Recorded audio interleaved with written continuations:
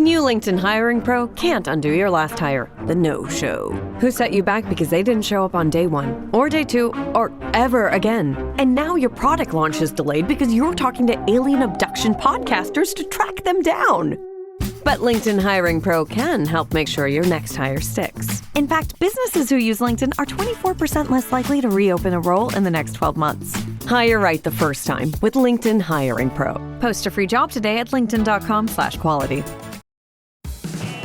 Late night bites with friends? Already hard to beat.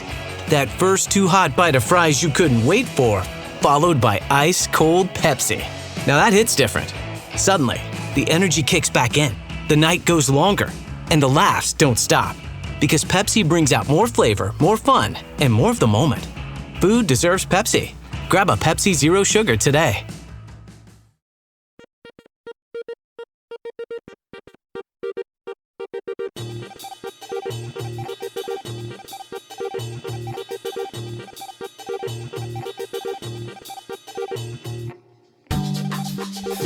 My name is Ryan Pack, and this is Soundtrack Your Life, where we speak with a guest about a soundtrack that is important to them. Today, our guest is Robert Yaniz Jr. He is the Crooked Table podcast and YouTube page. He also co-hosts Back to Bluey with past guest Darren Lundberg. And he also writes about film on his Medium site. So welcome, Robert. Thanks for having me, Ryan. I'm happy to be here. It's really exciting. Soundtracks were such a huge part of my childhood, which we'll get into. So I'm excited to talk about one of those today. Before we start, why don't you tell us what you're up to? Why don't you tell our listeners again, because they've heard it from Darren, but why don't you talk about Back to Bluey and Crooked Table? Yeah, so Crooked Table Productions, we have two podcasts. On Close Watch, we get to know our guests through the movies they love. We recently did a whole Oz run late last year, leading up to Wicked for Good. We did a lot of the different Oz movies. We've also are looking to cover animation in the near future and just doing different animated films. And then on Franchise Detours, we believe no movie series travels in a straight line.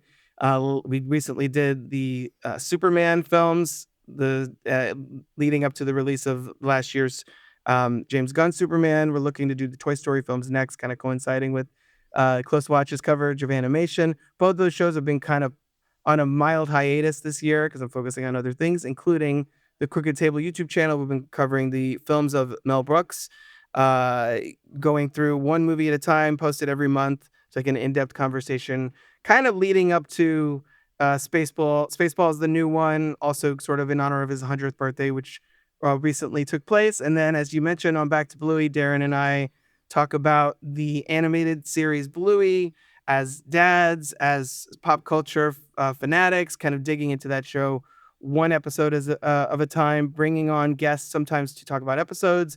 And we always bring in new guests to talk about their Bluey story. So hopefully that will include Ryan relatively soon. And you can find all of those wherever you get podcasts. And just, really digging into the things we love, trying to keep it positive, and it's been a lot of fun.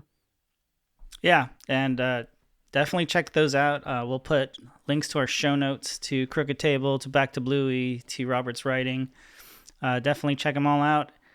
And today, we are going to talk about the 1994 Chuck Russell film, The Mask. Absolutely. So why are we talking about The Mask today? So The Mask was a huge one. First of all, R.I.P. Chuck Russell, who recently passed away, which we had already booked this before that happened. So that's just extra. Now it's just extra timely. Not only directed this movie, also did the 1988 remake of The Blob, which I just recently finally caught up with, which was a lot of fun. And Nightmare on Elm Street 3, Dream Warriors. So R.I.P. What I think one of those directors that a lot of people sort of forget because he got lost in the shuffle of a lot of other genre filmmakers at the time. But The Mask was a big movie for me as a kid. We were just talking about like kind of the mid 90s, like the comedy and music scenes sort of colliding. I discovered Jim Carrey in Living Color, and I was kind of watching that. Ace Ventura, I missed in theaters. I got it on VHS immediately. So by the time The Mask came out in the summer of 1994, I was all in. Like, 1994 was a transformative year for me, like very formative. And that was when I really solidified, oh, Jim Carrey is my guy. and he's kind of consistently been my guy. I know some of the movies have been sort of hit and miss and all of that. But this I feel like is one of his from back in the day. I was never a big Dumb and Dumber guy, weirdly. But The Mask is one that I feel like still holds up now as much as it did then. Ace Ventura: Pet Detective is aged terribly in places. But I feel like The Mask still works. And the music is so integral to the film that it's not a musical, but it's also not a musical. Um, and it's just kind of the beating heart of the movie, and it just gives it such an energy. And this is one of a few soundtracks, like The Lion King, like The Nightmare Before Christmas, that I had on cassette back in the day, and then later got on CD. So when I was thinking through like what movies would I like to cover, and what soundtracks would I like to cover, this is something that I'm like, well, I don't know when I'd get around to The Mask on my other coverage areas. I'm like, this is a good opportunity to get some Jim Carrey and The Mask love going. So this was an easy one to sort of slot in there, and I'm thankfully you were up for it. Yeah, absolutely.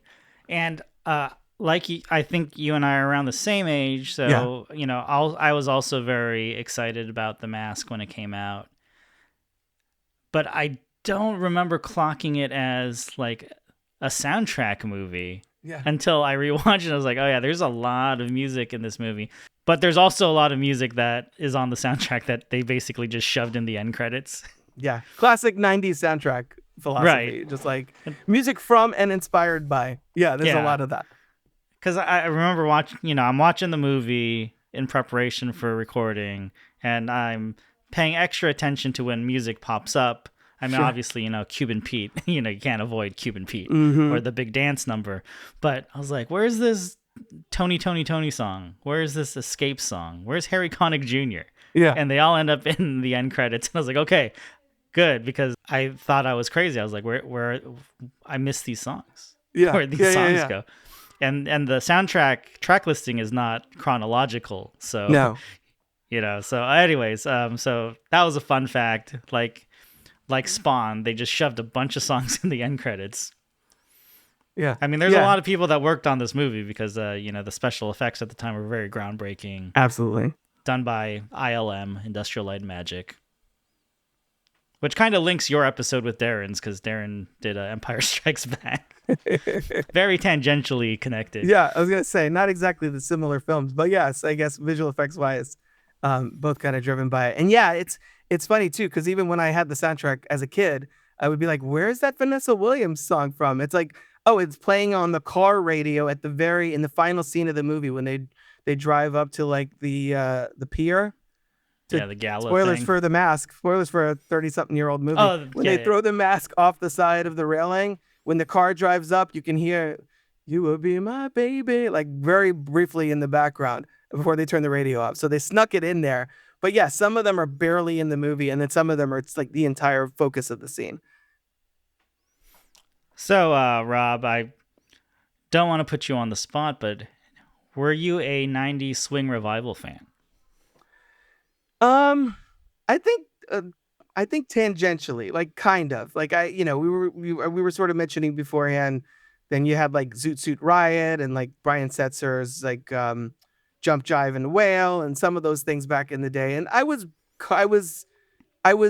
generally kind of casually fans of that. I'm fans of it in this movie. One, because it is it's so pervasive in the film. It's like it's in the fashion. It's in like just the vibes of this movie just completely gel with that, and in the way that the movie is sort of has a modern sensibility, but also feels very throwbacky in that the type of animation that it's referencing. There's a lot of Tex Avery and things like that, so it feels sort of in keeping with the tone of the film. And I blame not only Michael Jackson but also The Mask for like my fedora thing that I've gotten into over the last 10, 15 years. I've had several now. There was a period of time where that was my thing. I was wearing fedoras. I was The Mask for Halloween like that year in 94. And I had like the little green sock that you put over your face with the eye holes, essentially. That was my Halloween costume. So in the world of The Mask, I am. Outside of the world of The Mask, not as much, but I still love listening to the soundtrack. And because I've seen the film a million times, some of them, I'm like, oh, this is the song when he pulls Tina Carlisle pulls up to the Coco Bongo Club and Stanley's outside, and you hear This Business of Love playing or whatever. So there's a lot of, I think, connective tissue to this movie that's kind of wraps it all together for me. Looking back at the movie, so the whole movie is shot in L.A. Yeah. But it's based off a comic book, so it's not L.A., it's Edge City. Yeah. Edge City, right? And I like going back to this time of comic book movies where like they don't need like an origin story of the mask itself. Right. Though apparently they filmed something about like Vikings at some point having the mask, but I'm glad it's just there and has magic powers. Well, it was also long before the Marvel Cinematic Universe. As soon as they're like, oh, and the villain in the Thor movie is Loki. I was like, Loki, the Norse god of mischief, whose spirit is inside that mask in this movie. So I already had a reference point for Loki outside of Norse mythology and outside of the Marvel world, because that's apparently the essence that's trapped in the mask. So that was there is an origin that's tipped at, but yeah, I don't think you need an extended backstory sequence in order to establish that. Yeah, you put the mask on and crazy stuff happens. Yeah. And we'll be kind of vague with the actual powers of the mask. It just brings like your innermost desires out, but also makes you invincible. That's what he says. Yeah. So if you exactly. No, and I think also part of the reason that this movie specifically landed with me so much and has continued to is that I think I have a little bit of the Stanley Ipkiss like repressed sort of emotions, where he's saying, if you're like me and you're a little repressed and a hopeless romantic, you turn into some kind of love crazy wild man. So I love the idea of just like your inner id is just let loose. I think as a kid and as an adult, that really appeals to me. So yeah, it is just like, yeah, you're a living cartoon essentially, which is really fun to see Jim Carrey play, because apparently Chuck Russell said over the years that they saved a lot of money on visual effects, because once Jim Carrey was cast, they didn't really have to emphasize his movements too much with visual effects, because he is so animated, obviously rubber faced and all of that famously.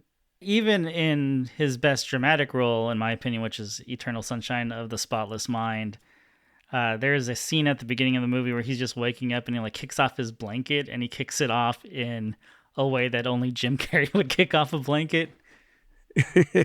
Yeah, exactly.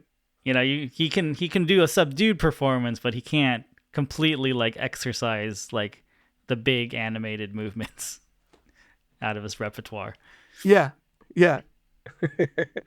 I think that this kind of the secret sauce with Jim Carrey too is that like he's got that everyman quality, but then he could flip a switch and then go completely, Fire Marshal Jim or Fire Marshal Bill on you, like at the drop of a hat. And here he gets to kind of play both at the same time. So I love that dichotomy, that he's kind of playing two roles here.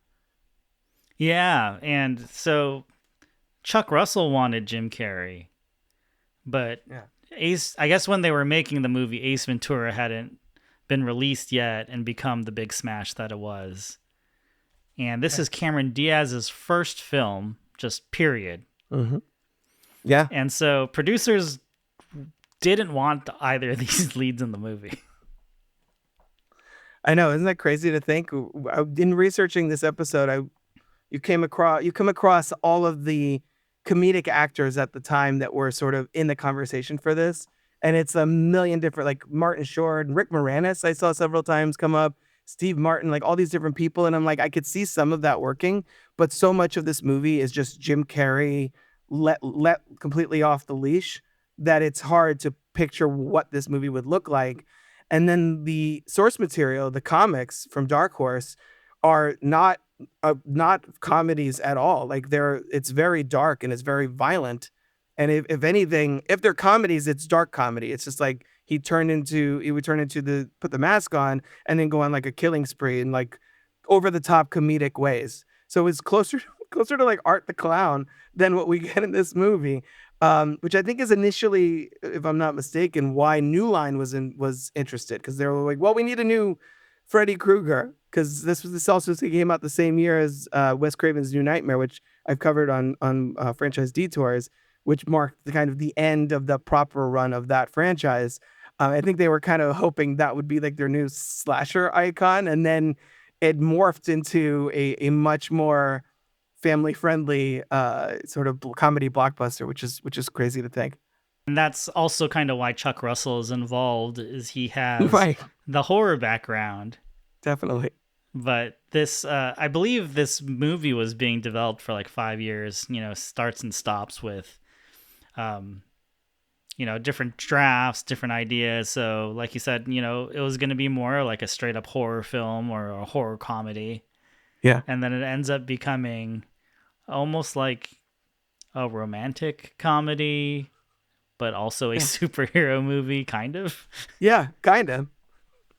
And it's the scene where he says, "I could be a superhero." Like right before that, he's essentially is, I think, the closest thing to a scene from this movie that's from the comics, where he's doing the balloon animals and he makes a Tommy gun and it morphs into a real Tommy gun and he's like, trying to gun down these gang members.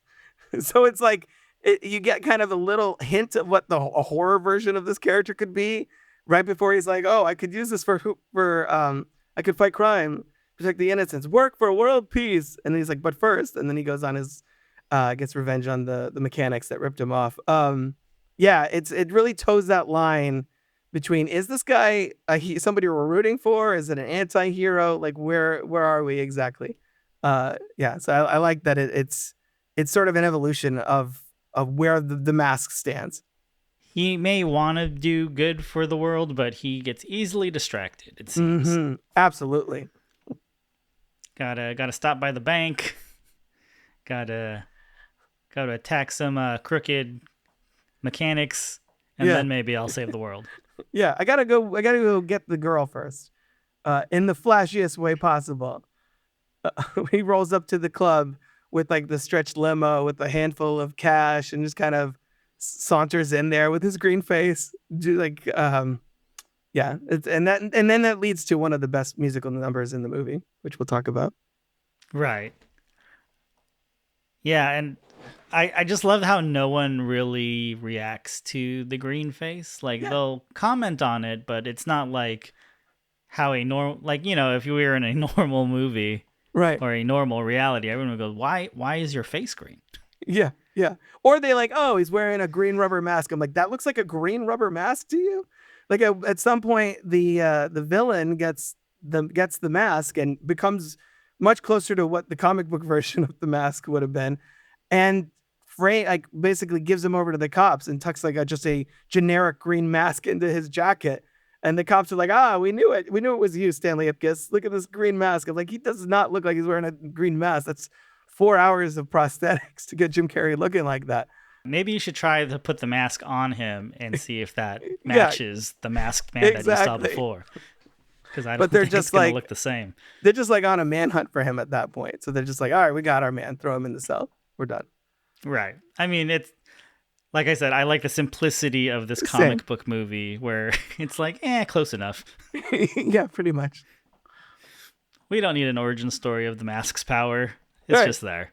Yeah. He manifests whatever he wants to do. Yeah. Yeah. Someone died trying to get the mask, but we'll just gloss over that. Well, and he also bewitches like essentially the entire police force during the aforementioned Cuban Pete number. So he has like hypnosis powers or something too. It's like, I understand if you're a cartoon character and you can conjure like a giant mallet out of nowhere and things like that, or you could survive crazy things, because we see that in like cartoons all the time back in the day, especially like Looney Tunes style. But he just takes over the entire, like all of the cops started singing and dancing out of nowhere. Like that extends a little bit more past what we would, what previously established limitations of the mask would be. Right. And it's not like a hallucination. Yeah. Well, I mean, I guess it kind of is, but it happened in the reality of the movie, right? It's Absolutely. not like, this is like, it was in the minds of all these police officers. I think Officer Calloway was like, "I was caught on the news. It's so embarrassing." Yeah. That's funny. So, yeah. So let's talk about this big dance sequence first. Mm-hmm. So it's at this club, which Tina Carlisle is now performing at. She is the girlfriend of the big bad Dorian, Mm-hmm. and the love interest of Jim Carrey, or Stanley Ipkiss. And so he breaks into this club, or bribes his way in, though it seems like the bouncers don't get any of the money. And then sweeps Tina off her feet.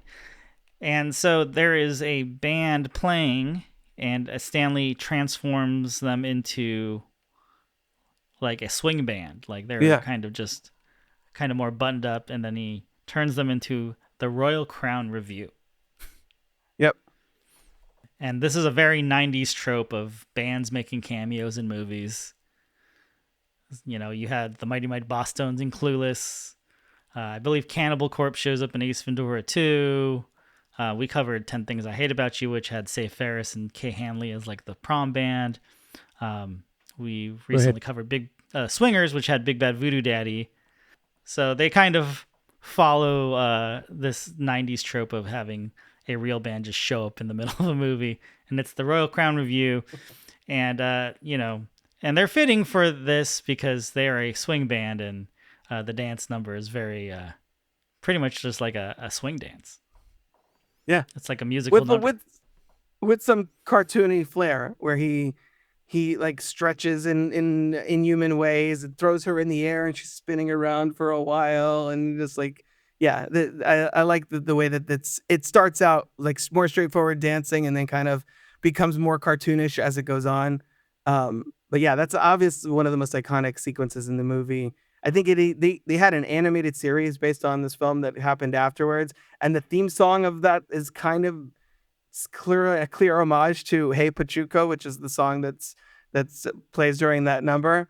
And yeah, it's just so much fun to see Jim Carrey there in his yellow suit doing, and they did most of the dancing themselves too, with my research, which is obviously some of the VFX accepting and some of the more outlandish moves, but most of it is the actors doing it, and you can kind of tell, which adds that authenticity to it.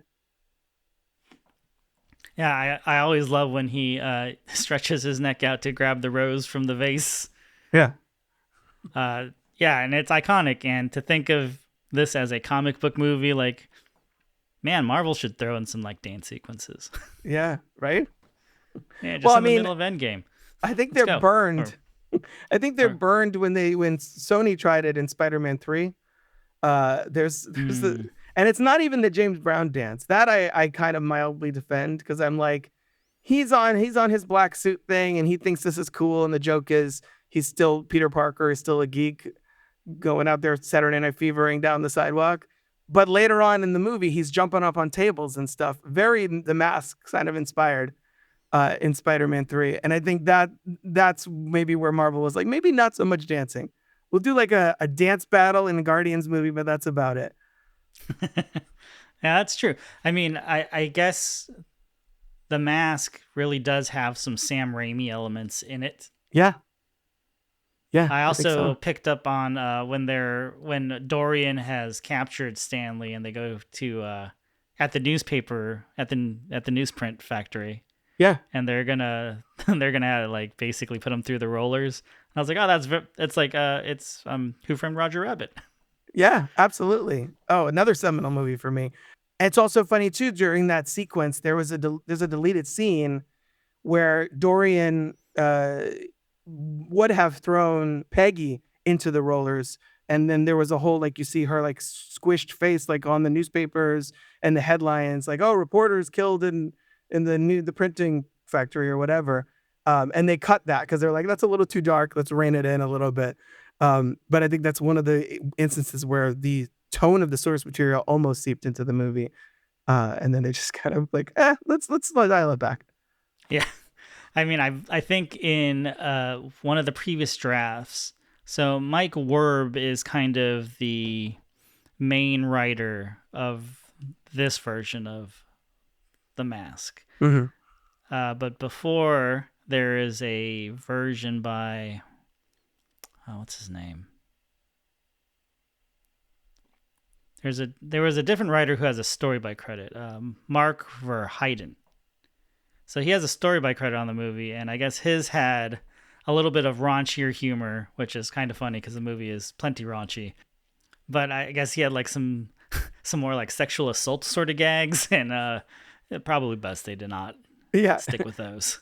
I think the closest the movie gets is that whole like in the park scene where the mask goes full Pepe Le Pew, French accent and all, and is just basically trying to climb on top of Cameron Diaz in that part. Right. Like, our love is like a red, red rose, and I am a little thorny. So yeah, that's the closest they get to that. I think it toes that line. And I think the movie also at that point is establishing that Stanley's kind of losing control of the mask. Like in the beginning, it was his will sort of filtered through the prism of the mask, but that by that point he's like, I don't even know what's happening anymore. It's like he just does his own thing. The mask sort of evolves as an entity and kind of is getting out of control. Just like Spider-Man 3. Yeah, exactly. Spider-Man 3 loosely based off the mask. There you go. So the music of the movie, as we were talking offline, like we have two big musical numbers, and we'll get to the second one in a minute. Mm-hmm. But there is a lot of score in this movie, though the soundtrack tries to trick you. And the score is by Randy Edelman. Yeah. Edelman is no stranger to composing for film, but he's also like written music for like pop songs. He's had his music covered by like the Carpenters and like Barry Manilow and Dionne Warwick. Yeah. I actually think the score to this movie is pretty solid too. Like it's kind of a bummer that they didn't at least put like the Mask suite or something on the soundtrack. That would have been cool. The music really helps the movie move along. Yeah. I think so too. You get that kind of and it's a comedic score, but it also has that sort of extra sense of like mythology. You know, I'm thinking of the main titles when the mask sort of washes up on shore, essentially. You do that kind of sweeping, that sweeping music that gives you the sense of the scale that, this is a comedy, but like there's bigger stuff going on kind of beneath the surface. It's like that fantastical element to it. Yeah, I think comedy scores don't get enough I agree. credit these days. Yeah. Or just in general. Like you never see a Oscar nominated comedy score. They used to be back in the day, when they had them, the two different categories. When I was a kid in like the 90s, I don't know when they changed it, probably early 2000s. There was a comedy score and a comedic score and a dramatic score. So you'd get sort of Golden Globe style 10 nominations for essentially a similar skill set. So I kind of miss that because you get with all the the Ludwig Göranssons and the Hans Zimmers now out there, all the comedic scores get sort of pushed aside. Yeah. And I mean, Edelman's no slouch. Like I said, he scored My Cousin Vinny. He did Gettysburg. I mean, he's also done like Angels in the Outfield, but he's not like just some random guy like with a MIDI keyboard. Right, He's exactly. like a real composer. We were talking right before we started of like the summer of '94 and how that was such a huge movie season for me. Angels in the Outfield, another one, like along with this and Lion King and True Lies and Forrest Gump all came out like June, July that same summer, which is crazy to think. Yeah, just think of if all those movies came out today with the amount of inflation on movie tickets. Right? Yeah, exactly. I remember like watching movies for like $8. Yeah, opening weekend. Same. All right, so let's talk about Cuban Pete. Mm-hmm. I think if anyone thinks about this movie and the music, they immediately think about Cuban Pete. I think so. I mean, this is a song from the 30s, which I think people don't realize, and maybe they think it's original for this or whatever. But this song from the 30s, Desi Arnaz performed it. Louis Armstrong covered it. Like if you look at the Wikipedia for this, it's like, oh, the Cuban Pete. Its covers include Louis Armstrong, Desi Arnaz, and Jim Carrey in The Mask. So it really, I think, brought this song back in a big way decades later, to the point that it's like one of those classic examples of an existing song being used in a film in such a way that it's like, oh, now from now on, it's just going to be the song from The Mask. And I think you see a lot of implications in a way of this song and this performance, the scene in Jim Carrey's career, because going forward, like he routinely kind of, I think he has sung more and more in his movies, you know, obviously, and like The Grinch, he has a number in that. And he's got dance numbers, and even in the Sonic the Hedgehog movies, like I feel like now there's like, where's the Robotnik dance number? Why would that have been a thing if not for Jim Carrey? As you see like a lot of the the impact that this sequence had on his career and our relationship with Jim Carrey as a comedic presence, that I think kind of continues to carry on. Even things like Batman Forever and things like that. Like there's a lot of dance sort of movements in the way that he carries himself, and I think that's just he's double jointed, so I think that carries into like the way that he's able to do some of the things that he was able to do on stage as a stand-up or in Living Color, and just the way that this scene just kind of explodes, like I was saying earlier, onto the entire police force. He has a whole duet segment with a young policewoman at one point, tosses the gun away, and he's sort of sweeping her off her feet as well.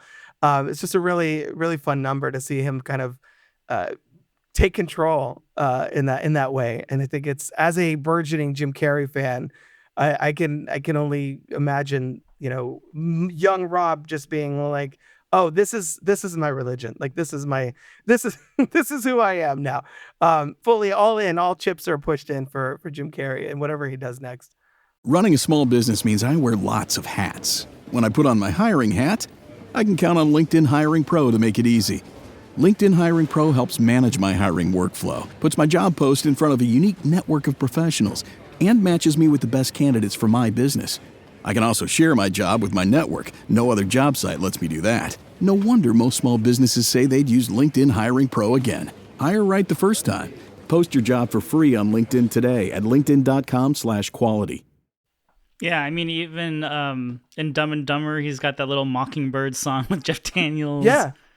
And in Yes Man, he learns to play guitar, and he learns Third Eye Blind's Jumper, which ends up saving right, a life. He does. He sure does. That's right. I love that scene. He's not remembered as the song and dance man as much as like a Jack Black. Right. But definitely Hollywood producers were like, we need to have this guy like dance around. Yeah, absolutely. Absolutely. And he's done like, you know, over the years, a few kind of comedy sketches, musically oriented in that way. He did a whole thing, a short film where he sings a song about pecan pie. There's another one, I forget what the other one is, where he dresses up like a demon Elvis, and he sings a song as well. It's just there's a lot of really there's a lot of musical I think aspirations kind of baked into his career. Even looking back, like I forgot that he's in the 1986 film Peggy Sue Got Married, and he is in that one. Sort of him in the high school version of his character is in like a doo-wop or I don't know if it's like an a cappella group or whatever, but it's him and Nick Cage, and I think it's Kevin J. O'Connor is the third guy, but like he sings in that as well.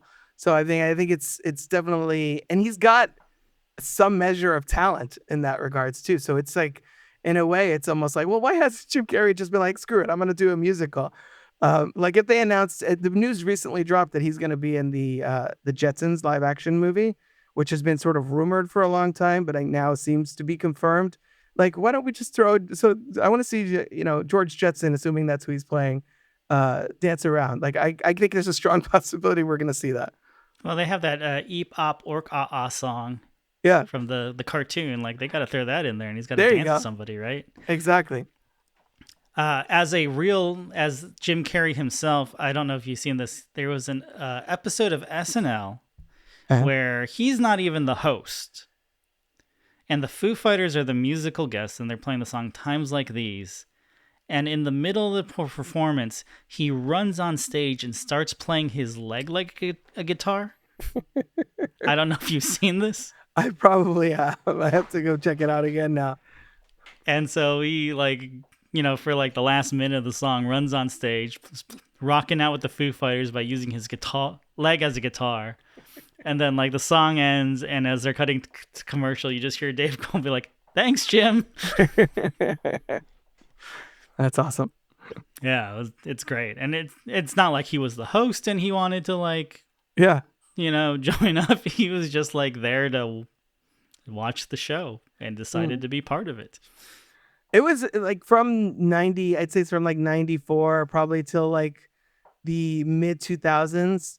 There was Jim Carrey has been very open and very vocal about like dealing with depression and dealing with like the pressures of fame and like that, the implications of that on his mental health. And I think feeling like when he was in his heyday, like mid 90s to like mid 2000s, like feeling that pressure to be on all the time. And I, fully empathize with him on that and his journey. And that's fine. But there was something special about that period of time being like, oh, Jim Carrey's on a talk show, at an award show, doing something. He's going to do something wild, because he would always deliver. And I think he felt the pressure of that during that period.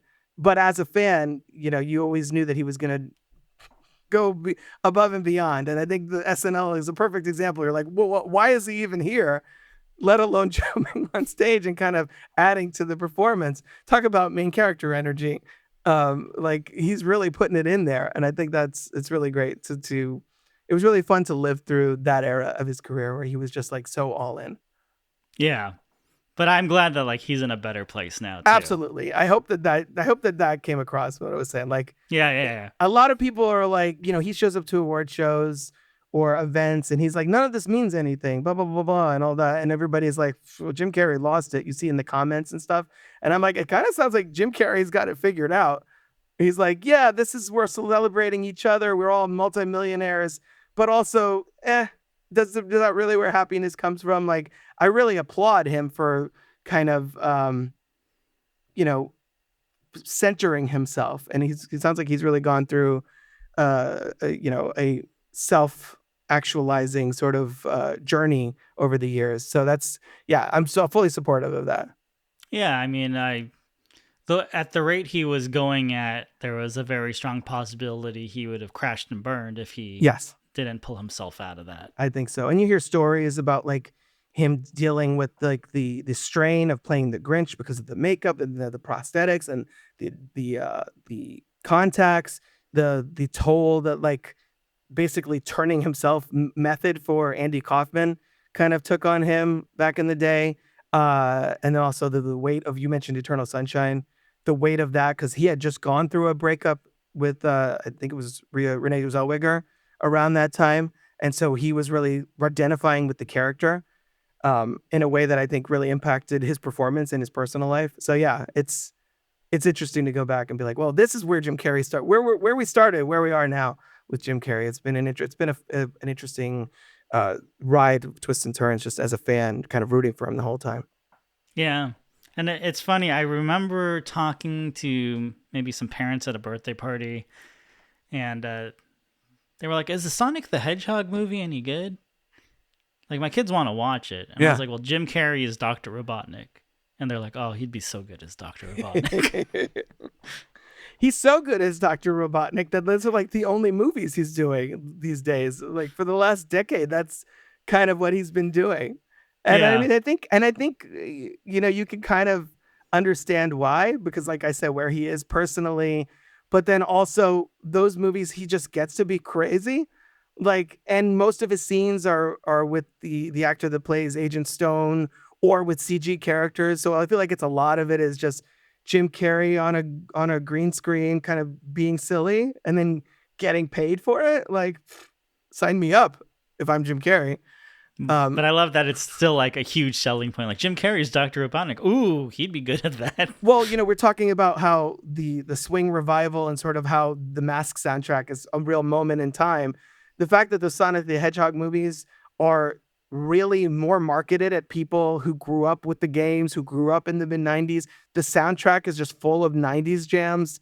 And you get people like Jim Carrey in there to sort of really ground it. And hey, remember when you were a kid playing those games, watching Jim Carrey movies? Here's Jim Carrey in like essentially a story bringing the game to life. So those movies are really as much for people our age as they are for kids today. Yeah. Not to go on like a whole parenting tangent, but yeah. I love that like my kids are into all the same things I was into as a kid. They're like, Dad, do you know what Mario Brothers are? Do you know what Pokemon is? Yeah. Like, I don't have to like learn new things. I'm like, yeah, I know what that stuff is. Right. Yeah, exactly. Everything that's like, oh, you're so cool. You know what all the kids like. And I'm like, no, this is just what I liked 30 years ago. And then there's something like Minecraft where I'm like, I don't get it. Yeah. Chicken jockey. Okay. Why is that? Why are they screaming when they say it's chicken jockey? I don't understand. there's Creeper, pockets of what? Yeah. And my daughter has to explain to me what the difference is between like the creeper and like this the iron golem and like all these different ones. I'm like, I get it. I saw the movie. I don't know if that's I don't think I have the learning curve left for something like that. But yeah, Masters of the Universe, which famously came out, didn't do great in theaters, and then now it's streaming, and everybody is on social media being like, "Oh, this is amazing! Why didn't I see it?" I was like, "I don't know. Why didn't you? I saw it twice." So yeah, it's funny how the kids are discovering stuff that we've known about for Ninja Turtles are still a thing. It's just like, yeah, all the 80s, 90s culture is coming back in a big way, or has been for the last decade. If you think about it, the Minecraft movie was also kind of aimed towards us because it has Jack Black. It does. And it was directed by Jared Hess. That's true. Yeah, the Jack Black of it all, who's as a screen presence, just like bulletproof. Like even if no matter what movie he's in, he's always fun. He appeals to kids as much as adults. He's just one of those like. In my household, one of the biggest movie star because of not only School of Rock, the Jumanji films, the Kung Fu Panda films, the Mario films. It's like he's in Minecraft. He's everywhere. Yeah, he's having a real moment these last few years, which is great. Yeah, and I believe that he was also in like a Goosebumps movie. So as your kid gets a little bit older, and they get into we've stuff seen those like that. too. Yeah, my daughter has been. I can't believe it took me this long to think of this. My daughter has been reading the Goosebumps that I had as a kid and I've held on to. She's been reading the original Goosebumps run. Like the last couple of years, she's been devouring them. So it's been speaking to like kids discovering stuff that we were into. It's been crazy to see her be like, hey, I like Slappy the dummy and like this thing. It's been weird to kind of see her kind of circle back around on a lot of this stuff. And she's seen The Mask and she enjoys that movie as well. So not a lot of Jim Carrey comedies I can be like, hey, I'm going to put this on for my 9-year-old. Outside of this movie and the Sonic movies and like, Mr. Popper's Penguins, things like that, which are not to the same level, obviously, but yeah. So hot take question. Do you think that Jack Black is filling a Jim Carrey-sized hole? I think so. Like the void that he's left behind, Yeah, I think so, because who's really doing that sort of unhinged, like you can't go big enough type of comedy? Like who's doing that on the big screen in such a big way these days? Adam Sandler is kind of on Netflix more or less, who is a very contemporary to Jim Carrey at the time, one of the biggest stars in the 90s, comedy stars. Will Ferrell has kind of not hitting the same mainstream way that he used to. But yeah, Jack Black's still like king of the box office, which is wild. Even that Anaconda movie, which isn't great, but you get to hang out with Jack Black and Paul Rudd. It did solid business, which blew me away. I was like, it's just like, so they'll go see pretty much anything with Jack Black. I guess what I'm saying is Jack Black our last surviving movie star? Like Tom Cruise, DiCaprio, etc. Yeah, they're there, but the movies will hit or not hit. Like when we're in an era where a Spielberg movie isn't even a guaranteed hit. Like you put Jack Black in anything and it seems to do pretty well nowadays. Yeah, that's true. Yeah. But I was thinking about, I was like, Yeah, why didn't Jim Carrey make that pivot earlier to like the family-friendly films? Right. Yeah, exactly. But maybe that's when he decided to take a break, and then they're like, oh, Jim Carrey is taking a break, so how about this Jack Black guy? Yeah. Though I will say for Jack Black, Jim Carrey could never do Peaches the way Jack Black does Peaches. That's true. That's true. Jim Carrey, I don't know if Jim Carrey could carry Tenacious D in the same way. It would be a very different vibe. He could do something like that if he wanted to, but I don't think it would feel so different because his sensibility, like Adam Sandler, like Jack Black, is so specific, and that it's hard to sort of, like we were saying earlier, it's hard to like just mix and match their roles because it's just the different, very different energy. Yeah, absolutely. Yeah, I mean, I love both Jim Carrey and Jack Black for what they do. So this is a kind of a funny Jim Carrey fun fact is apparently he got really big in Korea. So Koreans love his movies. And a specific point or just in general? I guess it was in the early 2000s. Okay. So in Yes Man, he says yes to learning Korean. And that was because of his popularity in Korea. So when nice. the movie moved over there, people, the Koreans would appreciate it. That's cool. I was just referencing Yes Man yesterday and the other day. I was just doing the whole like, you like Red Bull? I like Red Bull. I just had four Red Bulls. Like when he's really like hopped up on Red Bulls and talking fast. Yeah, that's funny. I had no idea about that. And I think Jack Black is now like the king of Korea because they have that over the top, you may not have to understand everything they're saying to understand that they're being funny. Exactly. Speaking of Yes Man, at the end of the movie, they're like into the Bigfoot Lodge, kind of having a party. And I used to have cocktails there with my wife when we first started dating. Nice. And I was like, oh, this is the Yes Man bar. They make a good old fashioned. Good to know. So Robert, should we play Life in 3 Tracks? Absolutely. Let's do it. Okay, so we have a game on the podcast called Life in 3 Tracks where we have our guest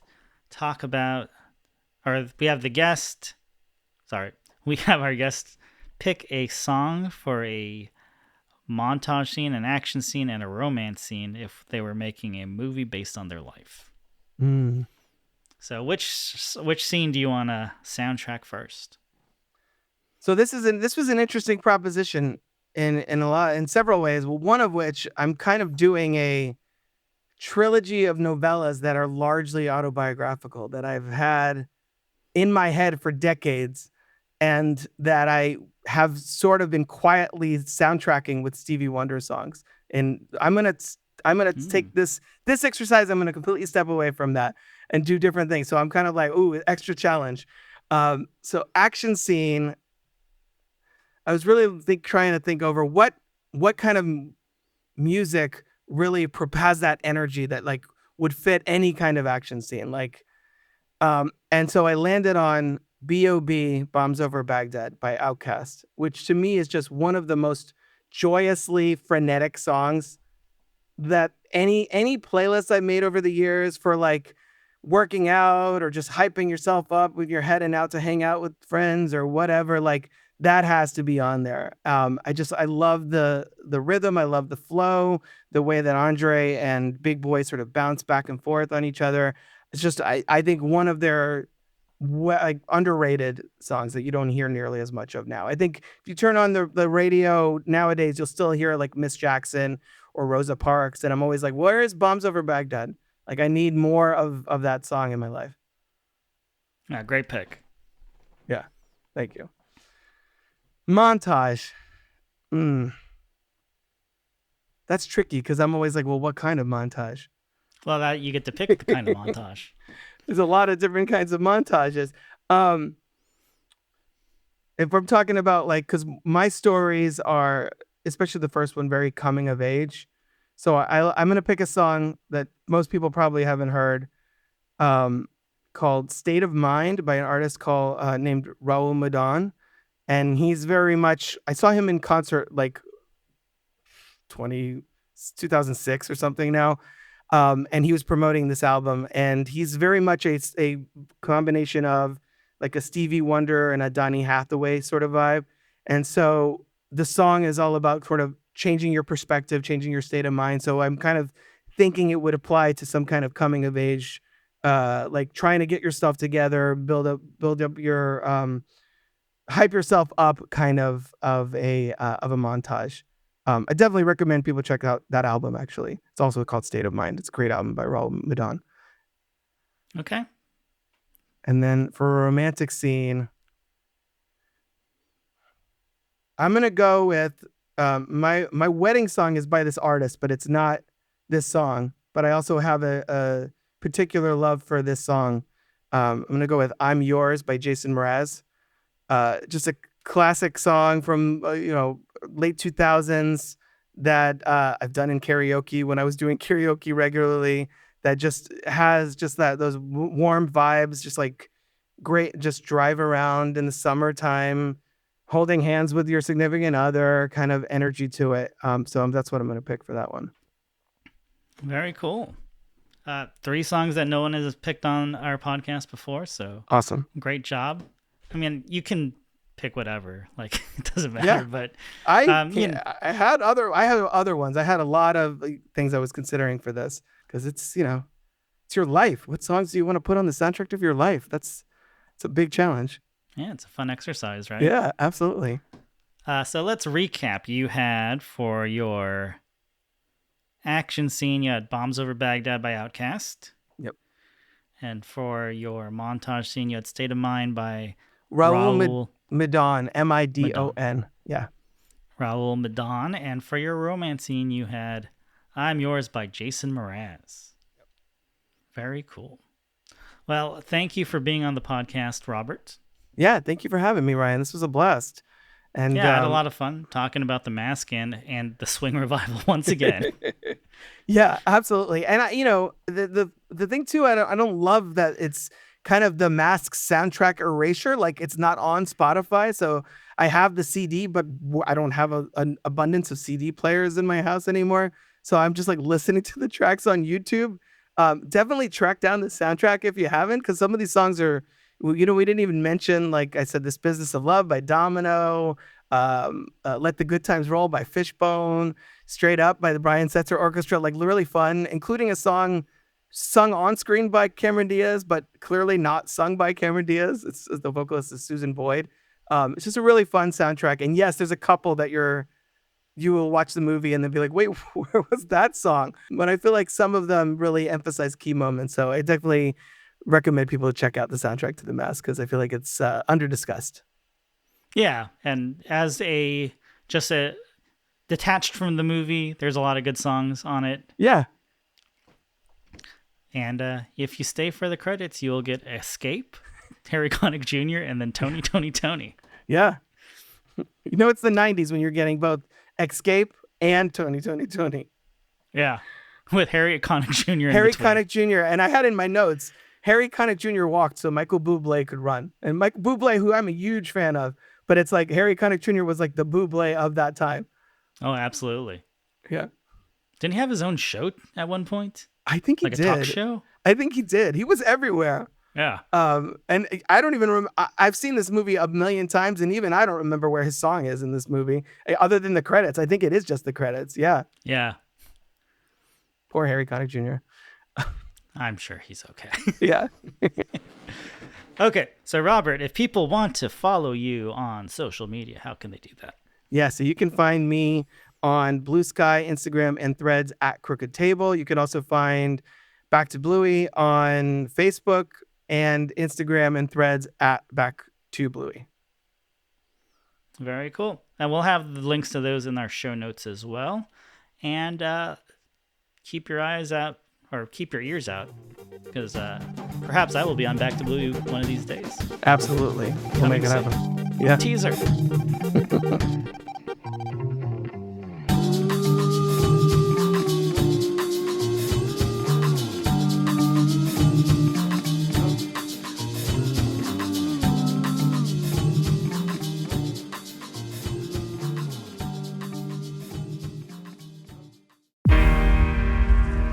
I'm not giving up. I am selling the building. Only love. the final season of FX's The Bear. The restaurant is flooded. Everything's either gonna be okay. Or not. We are outgunned and we are outmanned, but we have each other. FX's The Bear, the final season. All episodes now streaming on Disney+. At ZocDoc, we know being a healthy adult is like living in a video game. Every day has side quests, taxes, laundry, birthdays, and just when you're leveling up, you have to book a doctor. The insurance portal crashes, they put you on hold, your doctor doesn't take your plan, game over. We see you, so we made booking a doctor easy. Download ZocDoc, search by specialty, insurance, and availability. Book instantly, no cheat codes required. Find a doctor you love with ZocDoc.